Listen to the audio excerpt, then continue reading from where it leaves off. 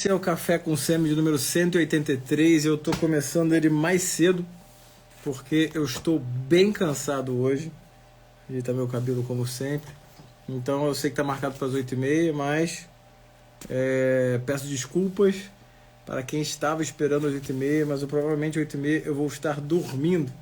Estou com sono e eu durmo cedo e eu vou ter que mudar esse horário aí do Café com Semi. 8h30 está bem tarde para mim. E hoje o tema é Palavra e Diálogo. É o Café com Semi de número 183. Na série Etiqueta Médica é o capítulo 6. Lembrando que esse livro Etiqueta Médica foi um livro publicado já há quase 20 anos pelo Dr. Alcino Lázaro da Silva, um cirurgião aqui de Minas. E eu vou começar esse episódio falando sobre uma frase, na verdade uma informação publicada por Jonathan Swift em entre 1600 e 1700 alguma coisa, tá? Sobre a relação médico-paciente. Lembrando que em 1600 e 1700 não tinha anestesia, não tinha antibiótico, não tinha cirurgia, né? Ou melhor, tinha uma emoção de estar pela primeira vez assistir ao vivo. Pois é, então tá ao vivo porque eu comecei fora de hora, né? 8h30 tá muito tarde. Mas enfim, então essa frase do Jonathan Swift, ele nasceu em 1667, morreu em 1745, numa época que não havia pouquíssimos remédios, né? Então não tinha antibiótico, não tinha anestésico, as cirurgias eram feitas com álcool, enfim, em centros cirúrgicos toscos, ninguém sabia da existência de bactéria, uma confusão danada. E ele fala o seguinte, que não é sinal de boa maneira ouvir sem atenção, não prosseguir o assunto, interromper, falar junto, contradizer sempre, monopolizar a conversa, querer exibir cultura, gracejar demais, argumentar sem calma e só falar em assuntos pessoais. Eu acho que isso vale para consulta médica, mas vale para qualquer cenário onde há comunicação entre duas pessoas que não tenham grandes intimidades, hein? Então olha que interessante, vou repetir, tá? Não é sinal de boa maneira, de etiqueta, né, de ética, ouvir sem atenção, não prosseguir o assunto, interromper, falar junto, contradizer sempre, monopolizar a conversa, querer exibir cultura, gracejar demais, argumentar sem calma, só falar em assuntos pessoais. É óbvio que com um grau de intimidade, essas questões podem ser usadas como ferramenta de humor, né? Isso aí a gente sabe. Por exemplo, a interrupção pode ser utilizada como uma ferramenta no momento onde a consulta está um pouco mais tensa, enfim, o paciente até despressuriza contando uma história que talvez tenha ali realmente alguma graça e você interrompe dizendo, peraí, me conta isso aí de novo, né? Você pode fazer aquela pausa que, enfim, está num contexto do humor, né, que ele está presente na consulta, tá? Você pode também ali monopolizar a conversa, puxar um assunto, falar sobre algum determinado tema, fazendo perguntas que não sejam pertinentes à consulta. Isso também pode demonstrar o interesse real pelo paciente, né? Você pode fazer uma brincadeira com um paciente mais velho normalmente, né? Eu acho que os gracejos e as brincadeiras com pessoas da mesma idade, né, de sexos diferentes é um pouco complicado, então a gente deve evitar. Uma brincadeira que eu faço para uma senhorinha, às vezes eu brinco com as minhas pacientes do tipo, olha, se eu não fosse casado, eu ia te chamar para jantar hoje. Uma coisa é eu falar isso para uma senhora de 90 anos, né? Outra coisa é eu falar isso para uma mulher da minha idade. Isso aí é inadmissível que esse tipo de gracejo seja feito, né? Então, a gente tem que saber essa medida. Ainda que essas frases, né, elas sejam, né, tem mais de 200 anos, 300 anos quase, né, elas são pertinentes, mas a gente tem que entender também que com a aproximação do paciente e do médico, pessoas que se conhecem, evidentemente que algumas ferramentas da linguagem elas podem fazer com que você consiga, de fato, ali, enfim, trazer algum humor, algum quebra-gelo, né? Como se fala no livro do método clínico, né? É possível um quebra-gelo, né? Usando algumas ferramentas que contradizem um pouco do que eu estou falando. Eu, por exemplo, eu brinco, né? É da minha natureza, brincar, descontrair, RI, enfim, mas eu já faço isso há 20 anos, eu acho que eu sei mais ou menos a medida disso, né? Claro, eventualmente um paciente não vai gostar, como também não gostaria se eu não brincasse, é natural, não dá para agradar todo mundo, né? Mas é interessante a gente pensar nisso, né? Os pontos mais importantes daqui que me chamam a atenção é ouvir sem atenção, isso é um problema, né? Ouvir sem atenção. Quantas vezes um paciente não chega para você e fala, poxa, eu fui no médico e ele nem olhou no meu rosto, né? Então, o primeiro passo para mostrar que você está interessado no paciente é ouvi-lo com atenção. Então, quando o paciente estiver falando, principalmente naquele discurso livre inicial, que você evite ficar escrevendo ou fazendo outra coisa, né?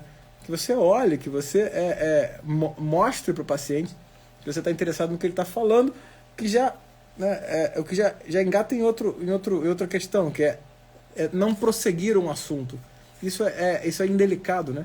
O paciente está contando uma história, às vezes você interrompe e não deixa ele prosseguir aquele assunto. Ainda que o assunto não seja pertinente ou você considere o paciente prolixo, né? É importante que o assunto seja encerrado, né? Ainda que seja a história de não sei quem, da vizinha, sei lá, que não tem muito a ver com a história, para o paciente pode ter alguma pertinência e você prossiga o assunto e saiba encerrá-lo, mas nunca corte o assunto, né? Você não deve interromper o paciente e não prosseguir um assunto. Não prosseguir um assunto é um sinal, é uma indelicadeza. Vocês já devem ter passado por isso, né? Às vezes você está contando uma história, a pessoa te interrompe e você fica esperando ela voltar e te falar assim, mas e aí? Tá bom, você estava me contando isso, me conta aí. E às vezes a pessoa não pergunta mais sobre aquele assunto e a coisa fica cortada, né? Isso é de uma falta de educação e de uma indelicadeza sem tamanho, né? Então, todo assunto que é começado, ele precisa ser encerrado. Ainda que num determinado momento da consulta, você fale coisas do tipo, olha, fulano, agora eu preciso que você preste atenção em mim. Tá? Agora eu preciso guiar um pouco essa conversa, tá? Para tentar entender o seu problema. Tá? Você pode falar dessa maneira. E se você falar isso já tendo mostrado inicialmente que você está atento, não interrompendo, prosseguindo os assuntos, né? O paciente ele vai aderir àquilo ali, muito provavelmente. Né? Então isso é muito importante. Né? Outra, argumentar com calma. Né? Ainda que o paciente traga ali informações de YouTube, enfim, de Google, de chat GPT, né? Isso não pode tirar a sua calma. Né? Você não pode jamais dizer, mas o médico aqui sou eu, né? Mas eu que estudei 6 anos. Eu não faço esse tipo de coisa, né? Isso é uma falta de educação danada. Então, qualquer argumentação com o paciente tem que ser feita com calma. Ainda que você tenha que repetir na linguagem que o paciente tem que entender várias vezes, né? Isso faz parte da ação do médico. A identidade do médico, ela engloba essa habilidade que é explicar com calma. Você não vai ali argumentar sem calma, é muito duro também, é muito indelicado. É claro que nós somos normais, né? Nós somos seres humanos e às vezes isso acontece mesmo. Às vezes você pode perder a paciência, enfim, e se irritar. Eu lembro que há um tempo eu comentei com um paciente, comentei com a filha dele, sabe? Um paciente meu há muito tempo também, numa conversa tal, eu falei, eu dei meio que eu perdi a paciência com ele e tal. E eu logo pedi desculpa, falei, pô, cara, desculpa tal. Não mudou a minha relação com ele, nem com a filha, contando pra filha, a filha morreu de rir. Mas não é o ideal. Isso acontece, claro que acontece. Mas nós temos que nos controlar para não perder a paciência na hora de explicar, né? E outra, não ficar falando de assunto pessoal, né? Assunto seu, do que você fez, do que você deixou de fazer, do quanto que você é bom, do quanto que você não é. Isso também não cabe, né? Isso não cabe em lugar nenhum, para falar a verdade. Né? Você ficar falando de você não tem nada mais desagradável do que alguém que só fala de si mesmo e só tem interesse por si próprio, né? Isso é muito ruim. Então, esse parágrafo aí do Jonathan Swift, que eu falei aqui 2 vezes, ele é bem interessante para a gente falar sobre diálogo, né? Sobre o diálogo médico-paciente. E sobre a palavra e a voz também, né? Então vamos falar sobre palavra e voz. A voz, né? Pensa bem, esse paciente, quando ele marca com você uma consulta, ele está esperando ouvir de você algo que oriente para a cura, né? Do mesmo jeito que a mão simboliza a promessa da cura, a promessa do interesse pela cura, né, que você vai e toca o paciente, a sua voz também, né? A sua voz, ela é o som que vai carregar as palavras que prometem solucionar um problema, né? Isso é muito importante. É a forma como você vai falar, né? Você precisa ter uma voz clara, uma voz compreensível, né? Um tom e uma altura que sejam audíveis e que mostrem tranquilidade, né? É óbvio que grito, alardes, grandes gargalhadas não condizem, né, com a conduta do médico. Ainda que seja possível o riso dentro da consulta. Eu já já falei para vocês, e quem já me acompanha sabe, né, que eu brinco, né, na sala de espera. Muitas vezes eu brinco, as pessoas riem, os pacientes que eu tenho intimidade, eles já brincam comigo, né? Eu não acho que seja incompatível o humor e a tristeza, tá? São coisas que não são antagônicas, mesmo em ambientes, em situações que são tristes, como, por exemplo, pacientes que estão em sofrimento por uma patologia, cabe um sorriso, né? Cabe um sorriso. Sugiro que vocês leiam o livro do Viktor Frankl, Em Busca de um Sentido, que ele mostra que até num campo de concentração havia encenação de peça de teatro e piada. Então, cabe, né? Cabe ali ainda que haja um sofrimento, né? E isso feito de forma adequada e agradável traz um bem. O paciente sorrindo, ele se sente muito melhor, né? Então, a voz, né? Você pensa nisso, né? É aquela voz, o paciente está esperando a sua voz. Ele está esperando o que você vai dizer. Então, a sua voz ela tem que trazer, né, uma tranquilidade, né? As pessoas que falam muito alto, né, tem que se controlar. As pessoas que, enfim, tem muitas reações assim na fala, tem que saber moderar um pouco, né, para o paciente se sentir à vontade com a sua voz, né? A palavra, né? A gente sabe o que é a palavra, né? Assim, o poder da palavra no mundo psíquico, né? Palavras causam iatrogenia. Esse é um ponto importante, né? As palavras podem ser iatrogênicas, né? Uma palavra mal colocada, por exemplo, que um paciente com uma glicemia, que eu atendi há pouco tempo, né? Uma hemoglobina, um paciente com uma glicemia de 80 e uma glicada de 5,7, né? Foi falado para ele que ele estava quase diabético. E, na verdade, esse paciente com 80 e poucos anos, a última coisa que ele está é diabético, né? Ele não é diabético e provavelmente está a quilômetro de um diabetes. E o paciente já tinha, né, se imposto uma série de restrições alimentares, né? Por causa disso, estava emagrecendo, ou seja, uma palavra iatrogênica, né? Não se fala esse tipo de coisa. Então, algumas coisas a gente não fala. Normalmente, em relação a patologias, a gente fala o que o paciente pergunta, né? Se o paciente está perguntando, se ele está interessado em saber, você fala. Senão você vai ter cuidado na hora de falar. Porque uma palavra deletéria, né, ela é semelhante a uma medicação deletéria. Palavras têm efeitos colaterais, assim como remédios. E a palavra do médico nunca é igual à palavra de um juiz que julga, nem de um sacerdote que perdoa, né? O médico, ele não está ali para dar lição, né? Dar lição de moral, lição de medicina, né? Da aula de medicina, não é esse o papel, né? Olha, e aí eu vou falar uma opinião pessoal minha, né? Eu até tenho dúvidas se é papel do médico se envolver em campanhas de... Isso eu tenho dúvida mesmo, mas eu vou dar minha opinião. Eu não sei se é papel do médico se envolver demais nessas questões de campanhas de informação, sabe? Sobre doença, sabe? Eu tenho dúvida, sabe? Se é o médico que tem que fazer isso, sabe? Se isso não é prejudicial, né, de alguma maneira. Mas eu tenho que elaborar isso melhor. Vou ter que falar isso depois, porque já me convidaram para falar sobre conscientização de doença. Eu não me senti à vontade. Tá? Eu não me sinto à vontade de falar publicamente sobre isso. A minha ação é dar aula para aluno de medicina e para médico, né? Para dar aula de medicina para a população leiga, assim, de conscientização, é uma coisa que eu tenho uma certa dificuldade, né?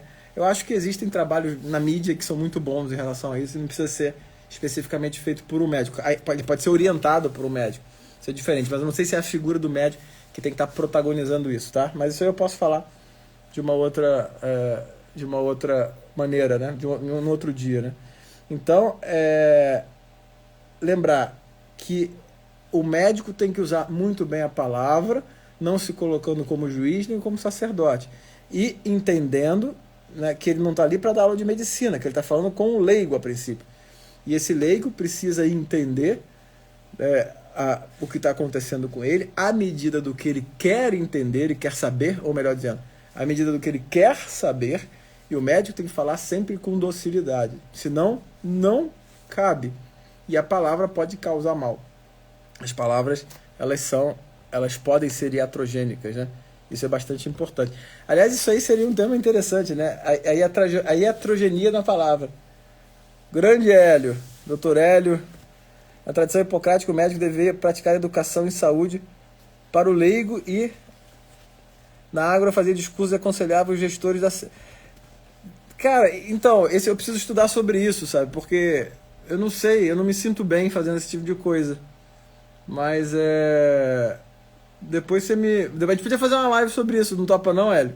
Sobre o papel do médico na educação do leigo, porque eu sempre me incomodei com isso, no meu papel social, no microambiente que eu vivo. Por exemplo, eu trabalho em um bar, meus pacientes estão aqui, e eu falar sobre isso para educar o leigo em situações fora do meu ambiente de ação, eu sempre me senti incomodado, né? E um outro tema interessante seria a iatrogenia das palavras, né? Isso me veio na cabeça agora. Acho que já deve existir esse termo, mas seria outro tema interessante para discutir. Hélio, se você topar fazer uma live sobre né, o papel do médico no aconselhamento da população e dos leigos, eu adoraria. Mas a gente combina.